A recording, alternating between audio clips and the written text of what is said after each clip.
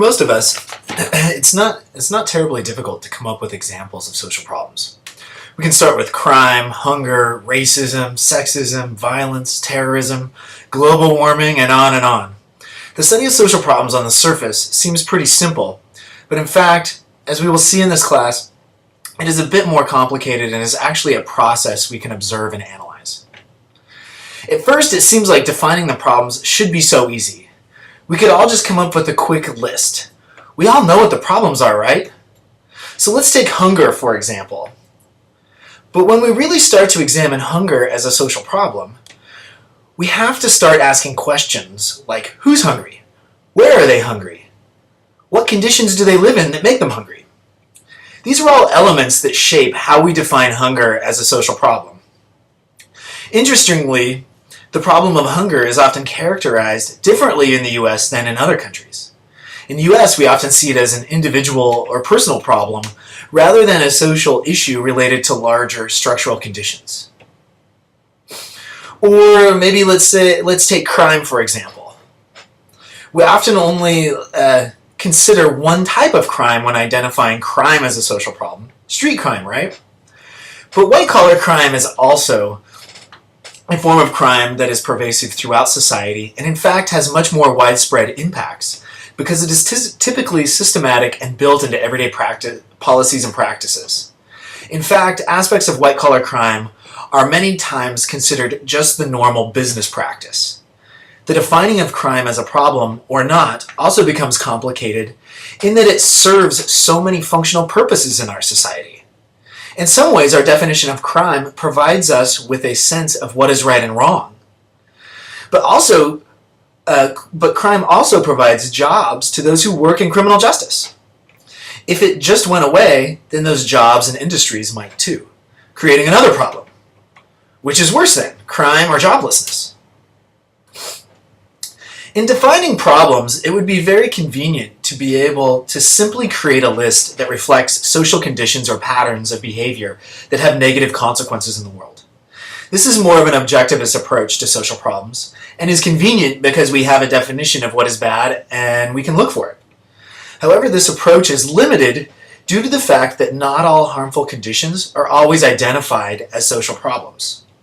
Sexism, racism, and homophobia have not always been considered a social problem in the US, and they are not considered problems still in many countries around the world.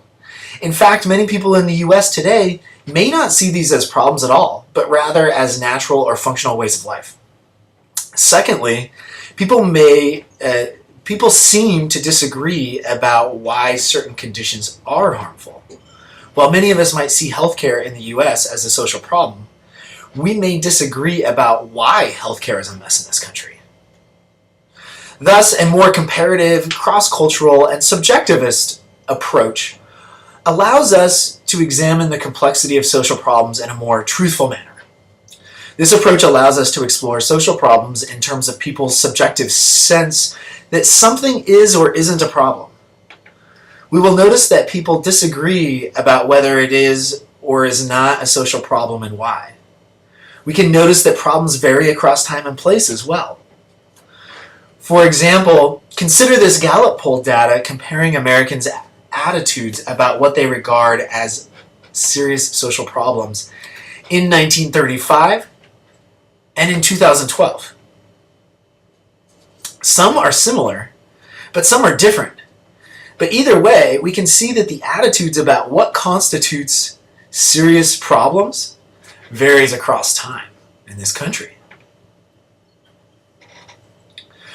So one way of characterizing the process of defining social problems is in this graphic provided by Robert Heiner.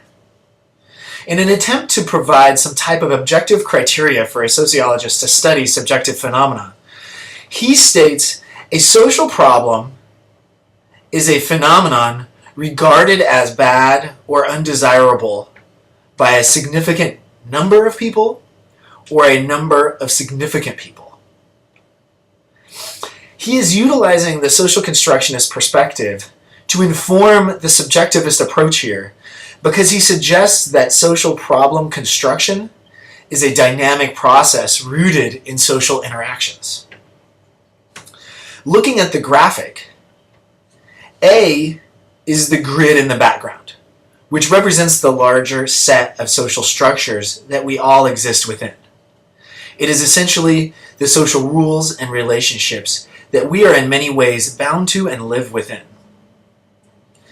B is the problem, or a potential social problem. Interestingly, B is a social phenomenon, while harmful or good, is not a problem until it is defined as good or bad by C. C is a person, group of people, or organization that is suggesting that B is a problem. C is making claims about B that affect how the rest of the people in the larger social structure, or A, feel about it. C can be a significant number of people or just a small number of significant or powerful people. For us in this class, we are trying to understand and study social problems. We are D, the sociologist, that is attempting to examine this process of how B becomes defined as a problem by others within the context of A, or the larger social world or social structures. I hope now that you can see that there aren't just problems, but that problems are socially constructed ideas that vary across time and place. And depending upon the influence of those who are defining them and the strength of the claims they're making.